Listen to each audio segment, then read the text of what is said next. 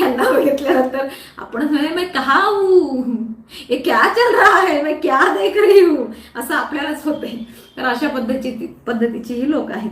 हरकत नाहीये, परंतु माणसाने जळाव कुठे याचंही लिमिट असतं. आणि नाही का, तर काय बाबा तू विचित्र माणूस आहे आणि नाही सुधारणार तू. तर हरकत नाही. मला तरुणाईला पुन्हा सांगायचं आहे, बऱ्यापैकी तुम्ही बाजूला झालेले आहात. याच्या फुकटच्या धमक्यांना घाबरू नका.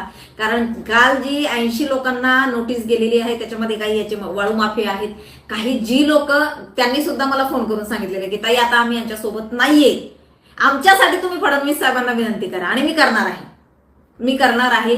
मी स्वतः त्या लोकांना घेऊन जाणार आहे फडणवीस साहेबांकडे की आम्हाला कळलंय ताई, ह्याच्या सोबत राहून आमचं भविष्य नाहीये.